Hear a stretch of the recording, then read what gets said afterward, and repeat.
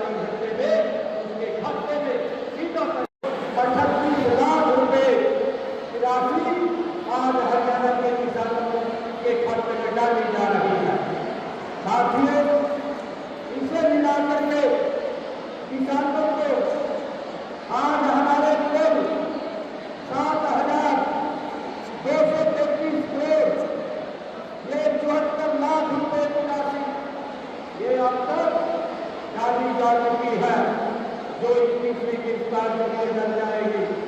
इसमें 7,233 करोड़ 74 लाख रुपए की राशि ये किसानों के खाते में डाली जा चुकी है।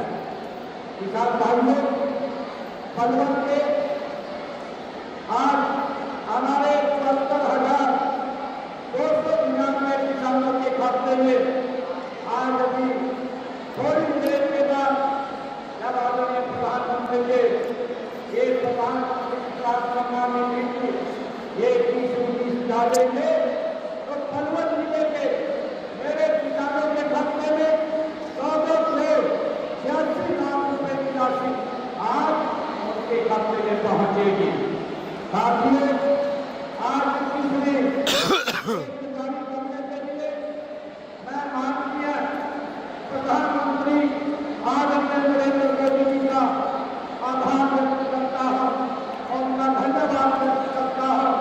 हरियाणा के मैं जागरूक किसानों की तरफ से आदरणीय प्रधानमंत्री जी को बहुत बहुत धन्यवाद देता हूं, क्योंकि आदरणीय नरेंद्र मोदी जी किसान को मजबूत और सशक्त करने का निरंतर रहे, यही संकल्प हमारा है। ये आदरणीय प्रधानमंत्री जी का ये संकल्प है कि मेरा किसान वो सशक्त और मजबूत हो, खुशहाल हो, उसको लेकर के देश के यशस्वी प्रधानमंत्री आदरणीय नरेंद्र मोदी जी निरंतर काम कर रहे हैं।